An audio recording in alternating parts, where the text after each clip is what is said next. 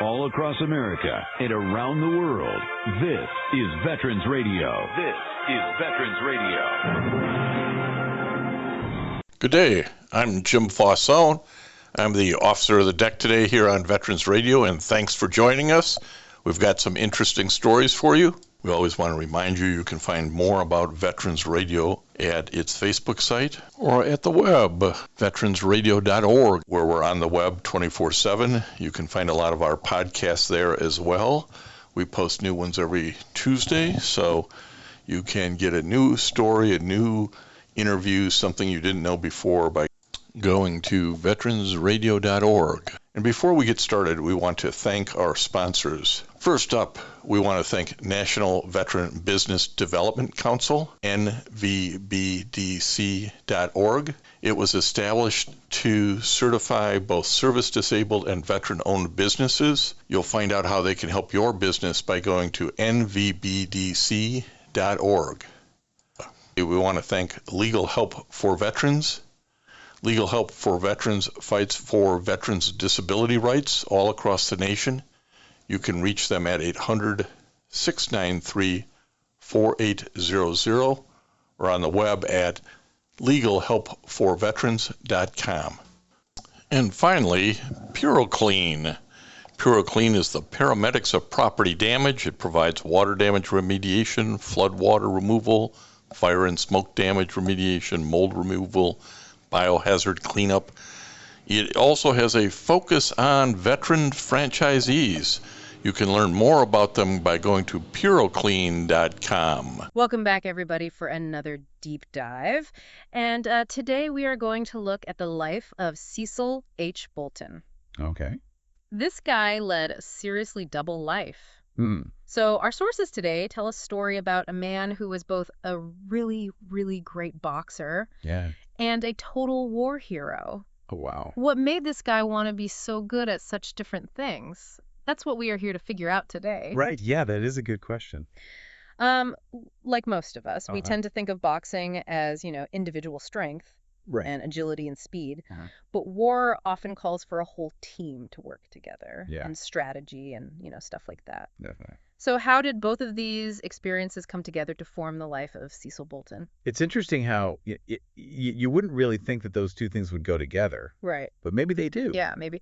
So let's see. Okay, so Cecil H. Bolton was born in Crawfordville, Florida, way back in 1908. Wow. Yeah, and his family, they ended up settling in Huntsville, Alabama sometime in the late 1920s. Now, here's the thing. You ready for this? Yeah. Before the war, Bolton was a boxer. Oh, really? Yeah, and they called him Bushy Bolton. Bushy Bolton. I love it. I know, right? That's great. And get this, he wasn't messing around. Oh. In 1928, he had 37 fights. What? 37. Wow. That's a lot. That's a lot of fights. That's a lot of punches. Yeah. And he was also a referee, which I think is really cool. Yeah, absolutely. He knew the boxing world like inside and out. It really sounds like he was, at the heart of it all. Yeah, he was a real local sports star. Yeah. His boxing career lasted 16 years. Wow. Which is amazing, and he was like a hometown hero in Huntsville. Yeah, well, it makes you think maybe all those years he spent in the ring, facing different opponents all the time. Yeah. Maybe that's where he got his mental toughness from. Right. Maybe that's where he learned to be so resilient. Yeah, maybe that's how he was able to do all the crazy stuff he did on the battlefield later on. Right, like a different type of training, Yeah, it's not something you'd usually connect boxing and, being a war hero. Right. But you're right, maybe all those years boxing really did get him ready to be courageous. And, Bolton was also a really smart businessman. Oh, yeah. He owned a nightclub even. And he managed some other boxers. He was a big part of the Huntsville community. So not just a tough guy, but a real leader, too. Exactly. And I bet all that experience helped him become a great leader in the Army later on. Yeah, you're right, because leading a bunch of boxers and running a business, you have to inspire people and come up with plans and make tough decisions. For sure. And those are all things that are important in war, too. Yeah. Okay, so we've got Bushy Bolton, the hometown boxing hero, a successful businessman, and a leader in Huntsville. Yep. Then 1942 comes along, and everything changes. World War II. Yep, and at 33 years old, Bolton gets drafted into the Army. Wow. Can you imagine going from boxing rings and nightclubs Right. to like boot camp? That is a huge change. Yeah. What do you think? How do you think he dealt with that? It must have been really hard. Total. But I bet even though everything was different, Yeah. some things probably stayed the same. Like what? Well, in boxing and war, there's one main goal. To win. To win, that's it. Okay. And to do that, you need discipline and focus. Yeah. And you have to push yourself beyond your limits. Totally. And those are all things Bolton learned from boxing. Yeah. So maybe those years in the ring gave him like a mental model for dealing with challenges. Yeah, even if they're completely different challenges. Exactly. Like war instead of boxing. And don't forget about his leadership skills. Oh, right. From managing those boxers and running that nightclub. Yeah. I bet that helped him adjust to leading soldiers. Yeah, because in the Army, it's not just about you anymore. Yep. You're part of a team and you're responsible for other people. Exactly. So Bolton goes through basic training, then he does really well at officer candidate school, and he becomes a second lieutenant. Okay. And then they assign him as a weapons platoon leader in Company E, 2nd Battalion, 413th Infantry Regiment, 104th Infantry Division. Wow, that's a lot. It is, isn't it? So for someone like me who doesn't know anything about the military, what does all that even mean? So basically, a weapons platoon is like a special unit within a bigger company. Okay. And they're the ones with the big guns. Okay. Like machine guns and mortars. Oh, wow. So in Bolton's case, that meant he was right there on the front lines leading his men into battle. Oh, wow. Yeah, the 104th Infantry Division, get this, they had a nickname. What was it? The Timberwolves. Oh, that's cool. Yeah, I know, right? Those nicknames are kind of like taking that team spirit from boxing and bringing it to the battlefield. Right. It's all about having that feeling of being a part of something bigger. So Bolton, our boxer, is now Lieutenant Bolton leading a weapons platoon called the Timberwolves. Yep. What happens next? Well, August 27th, 1944, the Timberwolves sail off to Europe. Cool. They arrive in France on September 7th. Okay. And by October 23rd, they're fighting in Woestvezel, Belgium. So things move pretty quickly. Very quickly. And I bet the closer they got to the fighting, the more intense things got. I'm sure it was pretty stressful. Yeah. So that brings us to a really important part of Bolton's story. Yes, it does. November 2, 1944. Okay. The Timberwolves had just crossed the Mark River in the Netherlands. And as soon as they do, they get hit with all this enemy fire. Oh, wow. Yeah, it was bad. Oh, no. It was really bad. So they're like trapped and getting shot at from all sides. Yeah, it was a tough spot. 2 German machine guns had them totally pinned down. Oh, wow. And their mortars weren't doing any good because they couldn't see where the Germans were. Okay. So people were getting hurt. Man, I can't even imagine what that must have been like. It's hard to picture, isn't it? All that chaos and the fear and the noise. Yeah, definitely. And to make things even worse, Bolton was already hurt. What? Yeah, he had shrapnel in both legs, a bullet in his shoulder. Oh, my God. Another one that just grazed his mouth. And he'd even been knocked unconscious for a bit. Seriously? You think that would be enough to make anyone give up?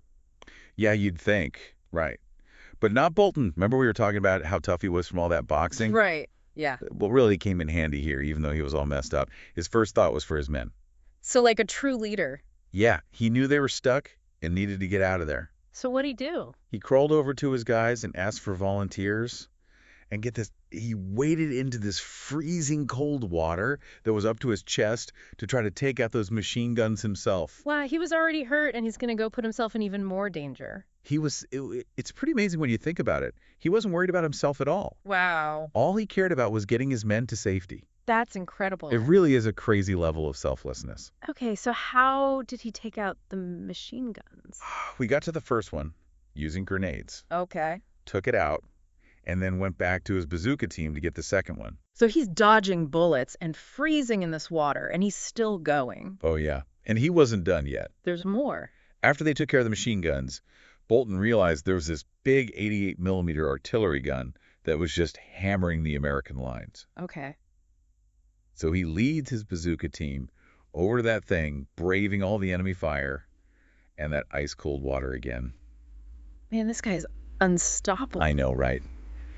He had such courage, and he was so strategic about it all, picking out the biggest threats and taking them out one by one. And thanks to him and his bazooka team, they destroyed that artillery gun, which gave them a much better chance of surviving. So he basically took out 3 major enemy positions all by himself. Pretty much, yeah. And remember, he was doing all this while he was seriously wounded. Right. He actually got hit again during all this, Yeah. but he refused to get any help. Why? All he cared about was his men. He wanted to make sure they got out of there safely. Man, that's just crazy. And as he told his guys to retreat while he covered them, Wow. he crawled back to their lines until he finally collapsed. I can't even imagine what that must have done to him, both physically and mentally. I know it's hard to fathom. By November 7th, the Timberwolves had accomplished their mission, Good. but it came at a huge cost. How huge. They lost almost 1,500 men, 313 killed in action, and 103 missing. Oh my God. I know it's a lot. Major General Terry de la Mesa Allen Sr., their commander, sent each one of his men a letter Oh, wow. congratulating them, and at the end of each letter he wrote his motto, "Nothing in hell must stop the Timberwolves." Oh man, that gives me chills. It's pretty powerful, isn't it? Yeah. It really shows how tough and determined the 104th Infantry Division was, and it shows just how much they sacrificed. And what Bolton did that day perfectly represents that spirit. Absolutely. He was given a Silver Star for his actions, which was later upgraded to the Medal of Honor. Yeah, on September 4th, 1945, President Truman himself gave him the medal in this big ceremony at the White House. Wow. He was one of 28 heroes who got medals that day, including another guy from Alabama named Paul L. Bolton. That must have been an incredible moment for him. It must have been to receive that recognition after everything he'd been through. And he got other medals, too. Yeah. You know, What else did he get? 2 Bronze Stars and 2 Purple Hearts. Wow. So what did the Medal of Honor citation actually say about what he did that day? Well, it's a pretty powerful document that really captures his bravery and selflessness. I think it's worth reading a part of it here. Okay, let's hear it. Okay, it says, as leader of the weapons platoon of Company E, 413th Infantry Regiment, 104th Infantry Division on the night of 2 November 1944, First Lieutenant Bolton fought gallantly in a pitched battle which followed the crossing of the Mark River in Holland. So it starts by setting the scene, the craziness of the battle and how hard it was to fight there. Exactly, and then it talks about how Bolton first tried to use the mortars to take out the machine guns, but they couldn't see where they were, Okay. and he kept directing the fire until he got hurt so badly that he was knocked out. That's some serious determination. It really is. He didn't give up even after being wounded. And then the citation goes on to describe how he took out the machine guns and that 88 millimeter artillery piece. Mm-hmm. And it talks about how brave he was and how he was a great leader and how he was thinking strategically the whole time. It really paints a picture of what a hero he was, doesn't it? It does. And it finishes by saying how he wouldn't let anyone help him, and he made sure his men retreated while he crawled back. It's such an amazing story. It really is a story about sacrificing yourself for the people you care about. So what happened to Bolton after the war? How do you go back to normal life after going through something like that? I know, it's hard to imagine going back to like everyday life. Yeah. But Bolton, he stayed in the army. Oh, really? Yeah, even through the Korean War. Wow. He really dedicated his life to serving his country. Hmm. And he ended up becoming a colonel before he retired. So from boxer to war hero to colonel, Yeah. that's pretty amazing. It is. It shows how he could adapt to anything and how committed he was. Yeah, he wasn't just one thing. But his story, it doesn't have a happy ending, does it? No. Sadly, Cecil Bolton died pretty young, actually. Oh. Yeah, he was only 56. Wow. He passed away at Brooke Army Hospital in Fort Sam Houston, Texas, January 22nd, 1965. Man, that's a reminder that even the toughest guys, Yeah, they're still human. they are.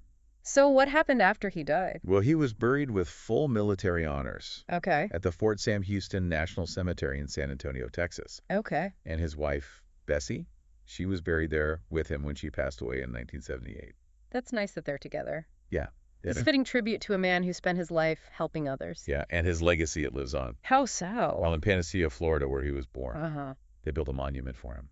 Oh, wow. Yeah, it's a permanent reminder of his journey from that small town to the battlefields of Europe and back again. So we've gone from Bushy Bolton, this like charismatic boxer, Yeah, to Lieutenant Bolton, the war hero, right. to Colonel Bolton, who served his country his whole life. It's quite a story, isn't it? Full of twists and turns. Yeah, it really is. And I think what makes it so interesting is that it challenges the way we think. How so? Well, we don't usually think of a boxer becoming a war hero, Right. but Bolton's life shows us that those two things can actually work together. Yeah, It's a reminder that people are complicated, yeah, they have hidden depths, and they can always surprise us. exactly. And I think there's something we can all learn from this. What's that? Bolton's story teaches us to look deeper than the surface, to see that courage and leadership can pop up in unexpected places. Yeah, I like that. His life shows us the power of never giving up and putting others first. And how strong the human spirit can be. Yeah, it's a really inspiring story. I think we've done a good job of exploring the life of Cecil H. Bolton. I think so too. From boxing to war, his story is all about bravery, determination, and always being there for the people around him. It reminds us that heroes are everywhere, even in places we might not expect. So keep your eyes open and never stop looking for those incredible stories of bravery and resilience. And on that note, I think we'll wrap up our deep dive into the amazing life of Cecil H. Bolton. Sounds good. Thanks for joining us, everyone. And I want to thank everybody for listening to Veterans Radio today. I am Jim Fausone. It's been a pleasure to be your host. I'm a veterans disability lawyer at Legal Help for Veterans, and you can reach us at 800-693-4800 or legalhelpforveterans.com on the web. You can follow Veterans Radio on Facebook and listen to its podcasts and internet radio shows by visiting us at veteransradio.org. That's veteransradio.org. We again want to thank our national sponsors, the National Veterans Business Development Council, nvbdc.org, Legal Help for Veterans, a veterans disability law firm with a national practice before the VA, can help you on your claims and your appeals. It can be reached at legalhelpforveterans.com or 1-800-693-4800. And PuroClean, a leader in property emergency services. It's the paramedics of property damage, providing water damage remediation, flood water removal, fire and smoke damage remediation, mold and biohazard cleanups. You can reach them at puroclean.com or 800-775-7876. We also want to thank our local sponsors. This would include the Charles S. Kettles chapter of the Vietnam Veterans of America, that's chapter 310, VFW Graf O'Hara Post 423, the American Legion Irwin Preskin Post 46 in Ann Arbor as well, the VA Ann Arbor Healthcare System, and certainly the National Vietnam Veterans of America Association. You can be a sponsor by going to veteransradio.org, clicking on the About Us and our sponsors, and help us out. Keep this program alive for the 21 and 22 years. Keep us going for another 20. Thank you.